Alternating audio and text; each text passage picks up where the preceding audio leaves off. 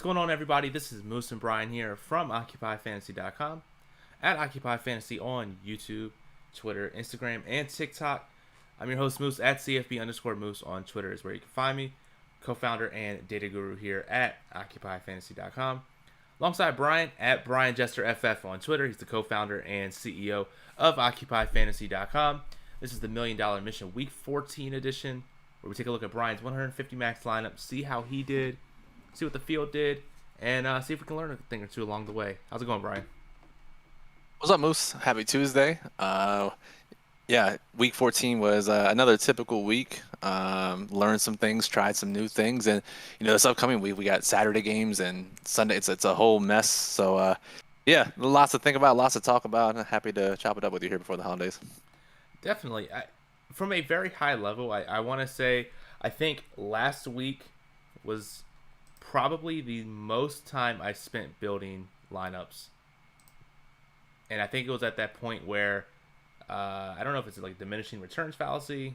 My returns definitely diminished, but but having too many options, not necessarily knowing where to stand, you can't just play everything that you want. You have to take a stand somewhere, and every one of those stands I took just didn't pan out too well. I mean, that's part of the process, right? That's definitely part of the process. And what they don't tell you about the law of diminishing returns is that your returns are just straight diminished. So, but I mean, I'll bring up a UFC example really quickly because this is like the easiest way to describe leverage and taking stands and what it means if you miss. So, pretty much every week I try to get down to 24 fighters in my UFC player pool. Now, if there are 12 fights or less, that's great, right? Because that's just every fighter. But when we have 13 or more fights on the card, that means I have to completely eliminate fighters from my player pool. 12 fights, 24 fighters is kind of the optimal number that we discovered running simulations. And so I have to X out players completely in a sport as variant as UFC. And most of the time I have a pretty good idea of who I can X out based on their ownership. But there are sometimes 2 weeks ago I X'd out a fighter who dropped like 140, highest score on the slate, and you just got to be okay with that fact. And if I'm so okay with that in UFC, I have to keep reminding myself in NFL that just because there were only 18 opportunities in the NFL season, that I can't make that same mistake of not taking those stands too strongly and being scared of, and whether it's only getting 18 shots or whether it's just as purely as this $1 million mission trying to get into the positive before the mission ends, right? So you can't let that affect your thinking. Yeah, and then of course, anytime it seems like every time you X out a running back, for example, a chalk running back, they score more than those UFC fighters. So that'll also cause you to hesitate in Xing out some players for sure. Definitely. So let's jump in and see how you did last week. Let's see. So over on FanDuel, 40-15 entries, 21-24 in winnings for a minus 48% ROI. Not the worst normal week. Bad. A normal week, right? Pretty normal. Over on DraftKings, 37.50 in entries, 16.49 in winnings for minus 56% ROI. It looks like, did you decrease your entries in DraftKings a little bit, or was that what you've always done? Yeah, so I think a month or two ago, I stopped entering the slant because they lowered the top prize. So it's $9 entry fee, and at one point, I believe it was 50K. Maybe that was the first week or two, but then it dropped down to 40K to first, and then 30K to first, and now it's just 20K to first. And I know it's supposed to smooth the variance because it's 2x min cash and very flat payouts, but risking 1350, and honestly, the slant's super sharp because of those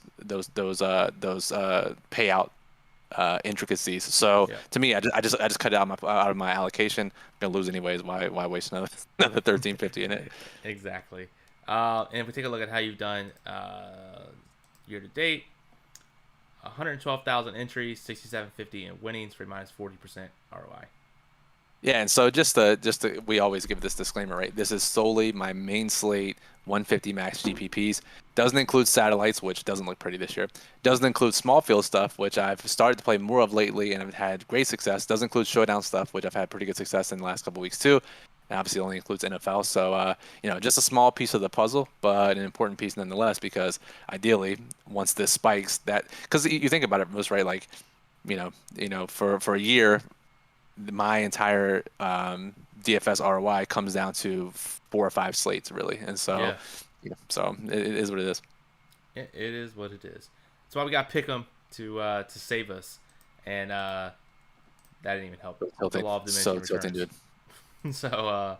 So last week we picked Jets, Dallas, Cleveland, Carolina, and San Francisco. Look, excuse me. It looks like we were going to go 4-1, and then it was like actually collapse season, and we ended up going 2-3. So that was fun. Yeah, 2 of our teams blew like 20-point leads. Cleveland lost by half point, which is a big game changer. And this week, just before we get to the DFS stuff, I think it's always interesting to discuss the game theory aspect of it.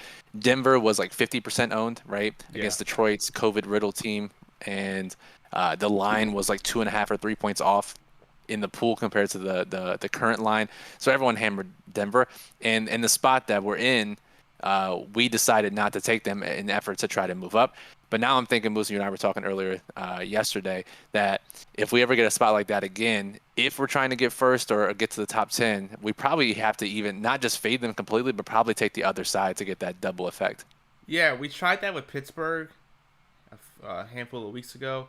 Yeah, that was just bad. But yeah, but I mean, at this point, you got to take the chances. I think. I was gonna say it's like who was the lady that won in UFC, like the largest underdog ever to win in UFC? Oh, Pena, yeah. Yeah, it's like, I mean, you have to take those options if you want to get first if you're behind. Like yep. I know we make a lot of UFC comparisons. It's really a great DFS sport that I think a lot of game theory can be applied to other sports. So if you guys don't like UFC, I totally understand, but I think just a high level aspect of it really applies to a lot of other contests. We got to do not necessarily $1 million mission, but we should do some sort of lineup review or something with your UFC, because really quick, I do just want to say about UFC, it's such a different sport. Like literally, it's a different sport, and in terms of DFS, it's so different in how you play it, and I don't think it's like any other sport out there. No, there's a massive edge to it, and we would really be celebrating this week, but I literally had a 90K swing in the final round of the final fight of the night on Saturday, and my UFC ROI is already just insane this year, and it would have been like through the stratosphere if I'd have hit that. But yeah, I think it's definitely an interesting sport, and I think, and as I do this before, I've done this before, like with Showdown, I think about different ways to play it. With PGA, I've done different, completely different things, but there are a lot of concepts that I can apply, even though I have this well-oiled machine process in the NFL that we've been adding and subtracting here and there. I think there's some concepts from UFC, from Showdown, from PGA, from whatever that I can apply to NFL and make my process even better. So nice. Yeah, I will say it's funny with that. Really quick before we get cut off about UFC, you told me to bet Pena live round after one. I posted a screenshot and I got absolutely destroyed by people saying I needed to bet more, and wow, why would you hide how much you have in your account? It's like, I don't know, dude, just celebrate the win. Come on, guys. Yeah, man. Yeah, people, you know how Twitter is, man. People can't be happy for anybody. Nope, exactly. So let's jump over to Fantasylabs contest dashboard, fantasylabs.com. Over in the toolbar, they have contest dashboards for various sports. Free resource. Absolutely, you should absolutely be looking into this if you are 20 maxing, 150 maxing, throwing a single bullet in the contest, whatever. You can take a look at all the exposures, what everyone's doing. Absolutely fantastic free resource. So I have your exposures up here, Brian. And if we sort by quarterbacks, we see the games you stacked. Now, this week was a little different. We talked about it on Saturday a little bit on how game stacking is so different for this particular week. Why don't you talk me through what your process was on that? Yeah, so we did talk about it on Saturday, and to me, a bunch of low total games, right? We only had the one total over 50 in that Buffalo and Tampa Bay game, and the salaries were just outrageous, right? To try to triple stack or game stack that game was just really, really tough. The Dallas and Washington game, the Dallas side was fine, but the Washington side, you really had super chalk Antonio Gibson or Terry McLaurin as realistic options. And then San Francisco and Cincinnati, the Cincinnati side was surprisingly expensive. And then can Jimmy G support 2 pass catchers? Maybe, right? So what I ended up doing is I played a lot more 2x1s than I normally ever do, especially with non-rushing quarterbacks. I rarely play it, but I felt with the lowered ceilings, and we'll talk about this here in a bit before we get out of here, about how teams are passing less and less. Yeah. I really think with that being said, I think 2x1s are probably starting to become better options as the season goes on. I mean, we did that recap in week 7, was right. And we saw that 3x1s were still good, 2x1s were great and doing pretty well. 2x0s were doing, no leverage but doing great. And as we see teams pass less and less, I mean, and we think there are legitimate reasons for it, then it becomes harder and harder, especially for some of these lower volume offenses, to support a quarterback plus 2 pass catchers in the same game stack. Yeah, I think the only way around that, and we were back and forth with Occupy Staff Chat as well, where I think you have to be so very selective with your 3x1s if you decide to play them now, in the sense that you almost can't play a cheap piece because they're not getting a huge target share. It's very tough. But I will say, when I was building 2x1s, it's hard as shit, because you want to look at it and it's like, okay, I have this 2x1. How do I mini stack this? Like, even though it's like, I like to compare like FanDuel and DraftKings Showdown, where on DraftKings you have to add one extra player. It makes it a little bit more challenging. Where you have your stack of 2x1. It's like, all right, now what do I do? It's so completely different. I feel like I had to go through each of my lineups and say, is this good? Is this bad? Because if I had a cheap piece in the stack, I didn't want a cheap piece and as a one-off, because then why would I not just stack them, have that cheap piece as a one-off as part of my stack? So it's different. So why don't you want to pick your brain? How are you deciding? Are there any special rules you're putting in a lineup builder or anything like that to make good 2x1 lineups? Nothing crazy. This week I let the builder mostly do its thing with just some rules about making sure that each quarterback has a receiver, right? It's not paired with a running back, or there's no double tight end shit or whatever. So I wasn't too constraining in my rules for 2x1s. I just did a lot more double checking after the fact to make sure lineups made sense, and most of them did. So that wasn't really that big of an issue. But as .bet says in the chat, it feels like the Bucks and Rams are only teams the 3x1 anymore.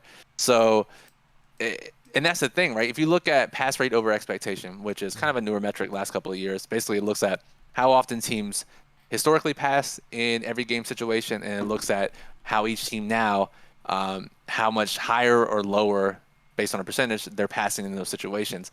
And starting last year, we started to see all the analytics pass the ball more, stop running. We started to see it pick up some, and more teams were passing over expectation, over historical expectation. Mm-hmm. This year, to start the year, we saw that. But Michael Leone over at ETR, he actually posts a visual every week, which, I mean, a lot of people are visual learners. It's a great way to visualize it. And I haven't gone back and actually looked at it, but it feels like each week the number of teams passing at a high rate over expectation are dropping each week, right?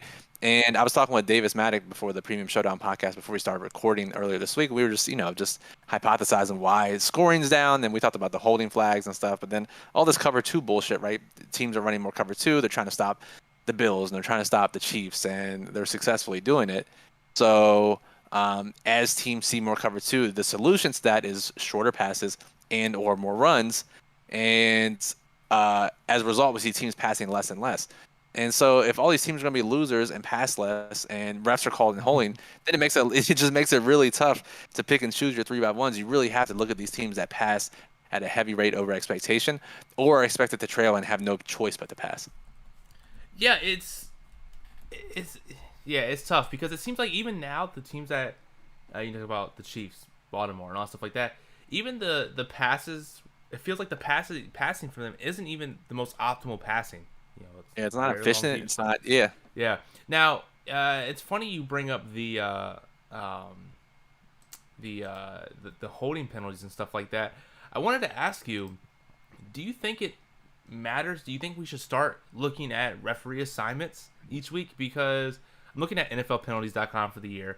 You have crews like the Sheffers crew, who's averaging 15 penalties a game, compared to whoever Bill Vinvomovich is only doing 10. I mean, if 5 penalties a game can matter, do you think we should start looking at referees' assignment, not from an individual, we need to stack this team because the referee assignment doesn't do anything, but if we have a tiebreaker, a tie between 2 stacks or a team or something, maybe we go to that and see what referee crew is there. Yeah, I think so, especially if they're calling more defensive penalties, right? More defensive holdings, more DPIs, more I don't know, legal hands to the face or something, but mostly just DPIs and holdings. Cruz calling offensive holdings, that's terrible. Right? We definitely don't want that. So Yeah. not all penalties being thrown are the same. So it definitely makes it tough. And I imagine Vegas lines and totals are incorporate that. And but we see it, right? We see totals are crazy down this year. Even the Vegas, like we look at this upcoming week, like every single total is like 43, 44. There's a couple like 48s. It's so gross. So Vegas obviously picks up on it as well. Yeah. Yeah. It's nuts. Dot.best has a good question here, and this is actually why I got off of San Francisco stacks. Is Debo active? Did he hurt Wilson's output? Debo had, I think he had the rushing touchdown, or was it a passing touchdown? I don't know what they actually credited it as, but he had a Rush, touchdown. yeah. Rush. Yeah. What do you think about that, Brian? I think a couple things hurt Jeff Wilson. So he actually played the same amount of snaps percentage-wise that he played in that game we played them against Jacksonville week 11 when he was the lock button running back. Trey Sermon got a little bit more work than expected in that game, but it was a blowout scenario. It was 30-10, so Sermon got some more work when the game was out of hand. But also, Jermichael Hasty was back this week, which is why we were a little bit off of Wilson, right? We thought he was a great play at his price, and I had 50% obviously, so I clearly thought he was a great play, but not lock button territory because of the Hasty factor, because Hasty did play third downs. Juszczyk played some third downs. Jeff Wilson might just be dust since his knee injury, because in the 2 games that he's gotten lead back carries, 56 yards on 13 carries, not bad, but only 13 touches. 19 carries, 50 yards in that game against Jacksonville, and the missed touchdown. So I think it was just a combination of factors, right? Debo definitely takes away some carries and some red zone looks, which hurts him. He wasn't guaranteed to get passing snaps. He didn't get those. So yeah, I think in hindsight, it's probably a little bit of a thinner play than it could have been. And I'm willing to admit that, because all those factors I just laid out, we knew beforehand. And but again, it was an expensive week, so you had to find some value somewhere. I probably should have just jammed down to Foreman, who I did like a lot for his ownership. Yeah, let's take a look at how your exposures were on running back. You did have 50% Jeff Wilson, 20% down to Foreman. Both were significant leverage over the field. Yeah, so Wilson came in a little bit lower than I expected, 18%. But Foreman, I didn't think would be popular at all. And my thought process on him was, because he didn't rank that highly in the model, but my thought was he got a decent amount of carries in a losing game script against New England in the game before, and in a game against Jacksonville where they should be winning, he technically should get more. Kind of lucked out with his performance because he scored a touchdown on the first drive, and then they just like split carries 3 ways. It was super annoying. So he could have had a big game if they'd have fed him the rock. Yeah, it's tough. So it happens. If we take a look at across all positions, looks like you were also leveraged on Zay Jones, T. Higgins, Traquan Smith, San Francisco defense, a handful of one. Was there anyone that it seems like Zay Jones is popping out every week for you? You had 17% of them when the field had less than 1%. Yeah. Anything about these players, or even from the negative leverage side, Javonte Williams, Mike Williams, that you want to talk about why you decided to go over or under those players? Yeah, and I was talking to you about it right before we went live. We talked about the chalk wide receiver segment in week 7 when we did all the analysis, and a lot of it was just basically driven by Chris Godwin and Cooper Kupp, right? And then Renfro this past week, and Chris, our NFL writer, was talking, as I just mentioned 5 minutes ago, if teams are playing more cover 2, that means more short passes. It means more runs. If we're throwing shorter passes, that generally favors lower A-dot receivers, which are generally slot receivers. So I think if you're going to play a chalk receiver, it should be, I think at this point, a slot receiver like Renfro. It should be a slot receiver like Keenan Allen, like Godwin, like Cooper Kupp, right? Those guys make the most sense because they do have the high floors, whereas a chalk receiver like Mike Williams, who has a higher A-dot, has a higher chance of busting because of the variance as the A-dot increases. So I think that's, if we start to separate chalk wide receivers by slot versus non-slot in this new cover 2 dominant NFL, I actually think that should drive some over under the field decisions at receiver a little more. So what you're saying is I need to have this data done by Saturday. I don't think so. I think it's pretty clear actually. I think Godwin, when he's been chalk, it's crushed. Kupp, when he's done it's crushed. Some of these other guys, when they've been chalk, haven't crushed. I think it all makes perfect sense. And if you look, can you sort by field ownership at receiver this week? Yeah. Just overall field it. ownership? I don't know how to do that actually. So I think you have to refresh and just sort by field and receiver without clicking my name. All right, let's see if I can just sort. Again, go back to the contest. It's funny you talk about short A dot wide receivers, whereas Rondale Moore with like his negative A dot, and then I wish He we does had not Michael. count, by the way. So just imagine if we had Michael Thomas this year, man. How much he would crush. Oh my God, I know, right? Seriously. Just every 3 yard slant. So all right, so we're sorted by field percentage across wide receivers. Yeah. So Mike Williams, outside receiver, 30%. So he was underpriced, right, with Keenan Allen out. But as we talked about, higher A dot receiver. CeeDee Lamb, I have to look up his data. I got to see where he ran routes. I'll let you know about him in a second, how many routes he ran in the slot last week. But Guyton, deep receiver, caught a bomb. He paid off. Crowder, slot receiver. Amari plays some slot. Renfro, slot, obviously crushed. Julio, underpriced because of no A.J. Brown, but not a slot guy. Tyreek has some underneath. Obviously, they try to get the ball to him deep. Godwin, Diggs. So, I don't know. I think, but really, we're talking about like 15+% here. Those are the guys we're targeting as chalk receivers, right? Correct. Yeah. So, I don't know. Just something to think about. Just a thought, as they say on Twitter. Hashtag just a thought. Question here from .best is, I think I ask this every year, but I need to write the answer down. The guys coming off buys get overlooked, and is there some value there? Is that a strategy to maybe look at moving forward? I think especially for receivers and running backs whose roles aren't very clear, like Deonta Foreman, right? If we can try to figure out what they were doing before the buy, because that information does leave our brains, right? I think murky situations are the best to target after a buy. Okay. And then, as he points out, such a piggyback league, so it makes sense that more teams are implementing that cover too. Right. Defense. Right. No, exactly. I mean, it is a copycat league, right? People are going to play as much cover two as they can. I'm looking here. Slot rate. 83% of CeeDee Lamb's routes were in the slot last week, so it looks like he was pretty much exclusively playing there. Okay. Nice. Yeah, so that is pretty much that. Let's take a look at, I know you talked about, Brian, I think you called it on Saturday, the most duplicated lineup was going to have something in it, but I don't remember what it was. It was double tight end, and surprise, I'm wrong. Had a naked Taysom, though. Naked Taysom, Mark Andrews smashed. Really good week for the most duplicated lineup. Yes. Actually, I don't think did it even cash though. I don't even think it cashed, right? I don't even know how I would see that. With Keelan, Jeff Wilson, Gibson, Mixon, yeah, probably didn't cash. Sick. All right, so let's see here. If we take a look at the reports, wide receiver had more leverage in.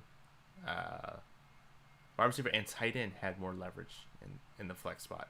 15.6% of all lineups had a tight end in flex, compared to 25% in the top 1%. Yeah, this was, we did call tight ends would be more in flex, right? So 15% is a little higher. What normally we get, like 10%, 12%, right? Around that, yeah. Yeah, so a little bit higher. And you had Kittle going for another stealing performance. Mark Andrews smashed. And then Hooper, who was super cheap and popular, he put up double-digit points. So that allowed a lot of people to fit in two tight ends in the top 1%. So, yeah, not surprising when you see what actually happened. Pretty lame, though. You might have to slap me through the computer, but I do think we do have to start. What do you think about maybe considering, if you're doing 150 matches, something like that, leaving the option open of having two stud tight ends, like you said, if you had Kittle and Andrews? I guess, but also, just as I'm thinking here, right, is it really that bad to play Hooper in one of those guys, right? Hooper was 3,400, pegged him as a great play, wrote up the plug. He was chalky.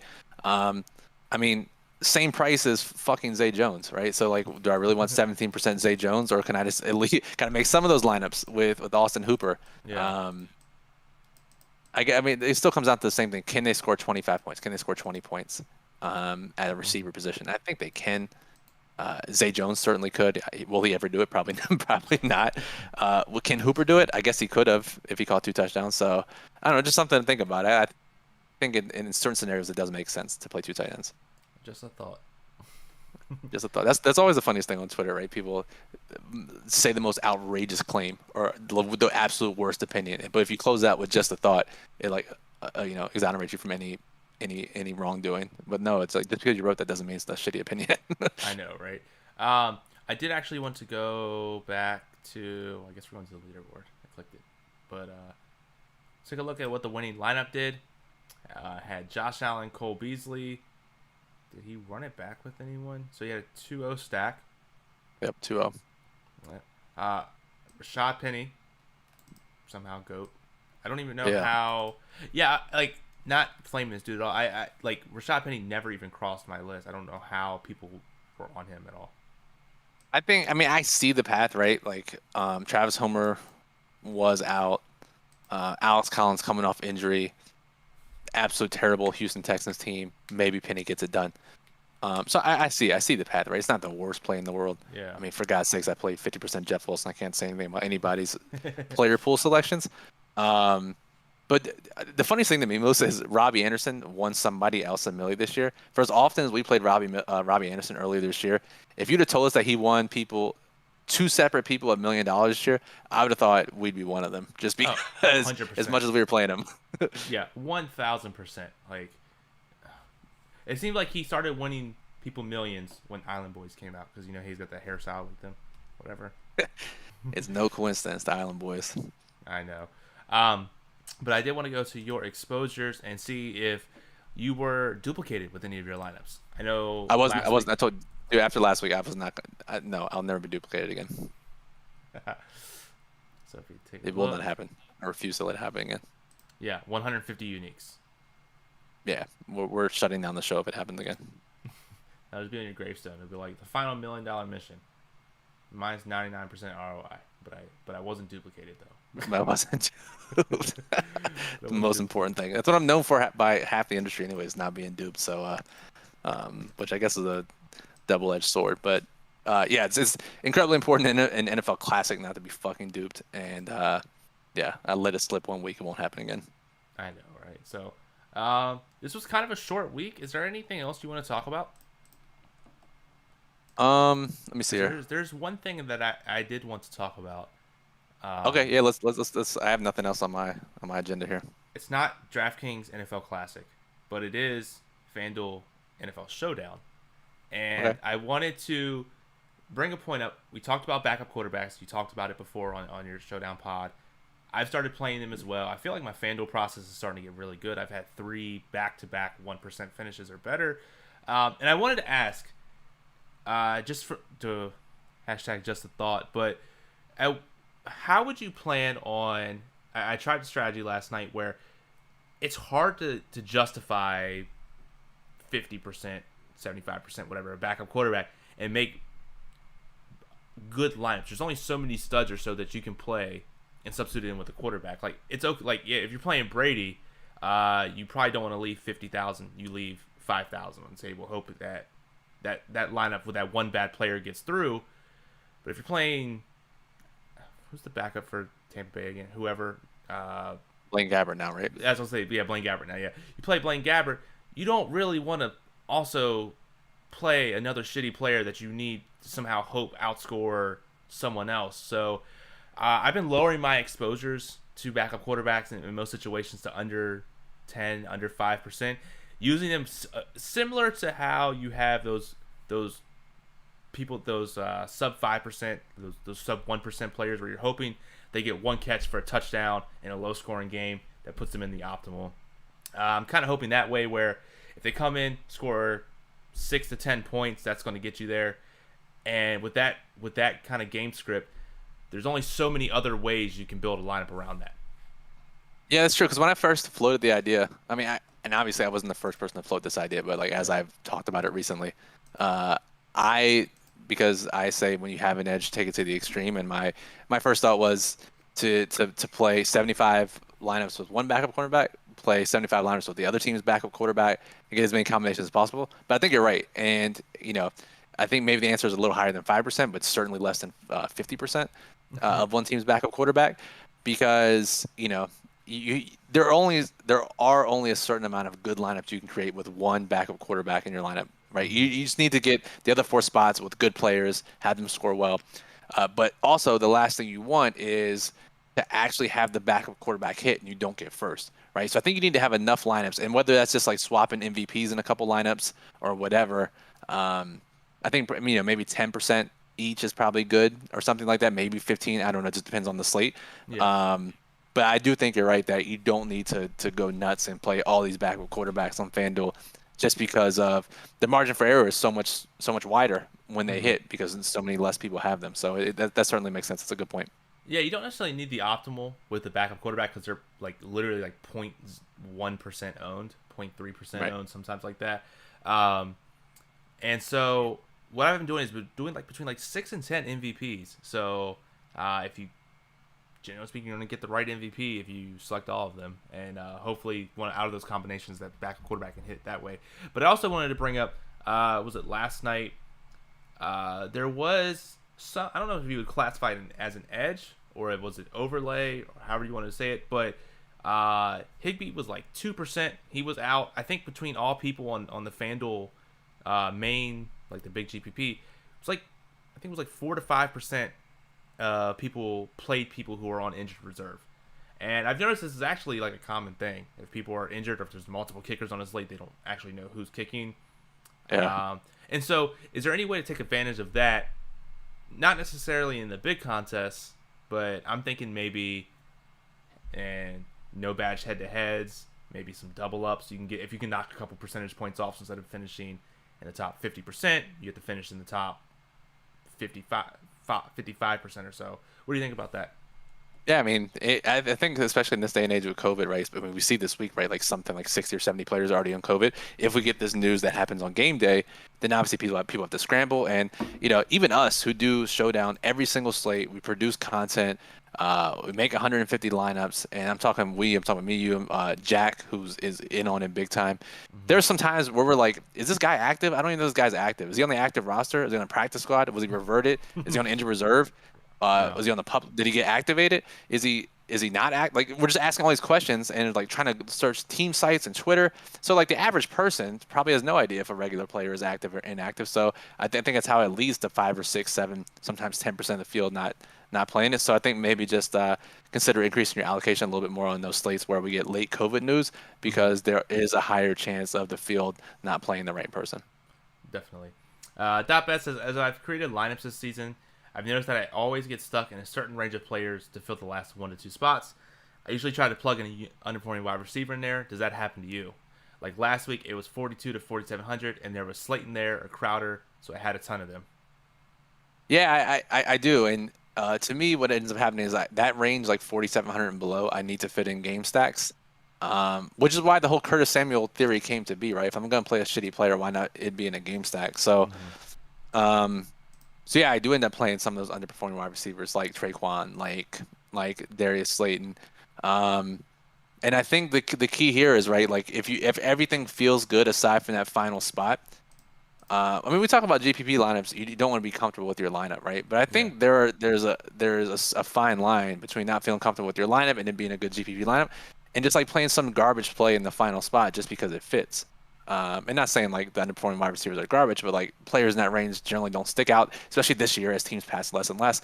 And maybe sometimes it takes a bunch of iterations of building, and by the 50th iteration in the lineup builder or whatever, the 10th iteration building by hand, whatever it is, maybe you start to realize that, all these guys that I wanted to get in, maybe they're not that important. I need to have a more balanced lineup, or I need to pay down at this position to get higher here because this last roster spot super sucks, and I don't want to fill it with some player just so I can feel good about the rest of my lineup. So I've had that case too, like going into this week where I really wanted Eckler and really wanted Kamara, but maybe if I said to myself, hey, nothing is fitting properly with these guys, let's not try to jam in 20% each, let's get it down to 10% and see how that looks.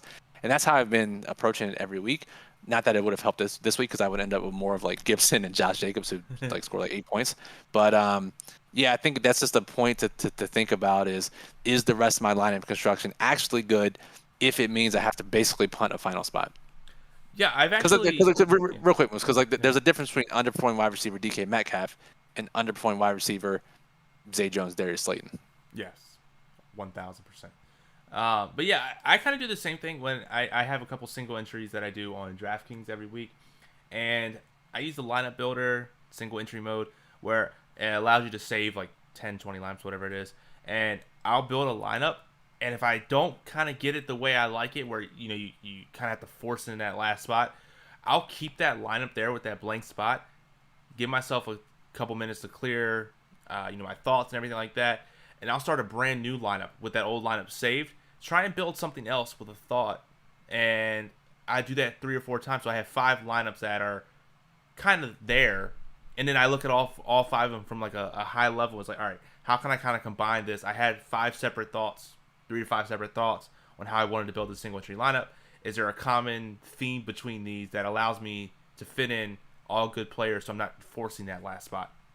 Yeah, no, that makes a ton of sense, and using the single builder mode to that effect is a great way to utilize it. And to pull another sport into this, PGA, right? Like if you're hand building the PGA lineup, this happens to me all the time, where it's like, oh, I got to get this one guy in, and this guy got steamed at Pinnacle, I got to get him in, and then by the time I get to the 6th roster spot, it's like, okay, I got to fill in some trash like $6,600 golfer, right?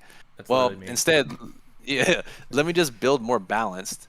And while I don't have the top heavy, it feels so bad not having a Justin Thomas or whoever at the top, but you have a more balanced approach. And while you don't get that super ceiling guy in there, the rest of your lineup is actually a lot better. And I had a lot of success in satellites doing that balanced approach. And I think in NFL, we can learn the same thing if there aren't any obvious plays in that final roster spot. So that's a long-winded way, .bets, of saying that we've been there too. And I think the best way to solve that is to take a step back and try a different lineup construction and see how that works.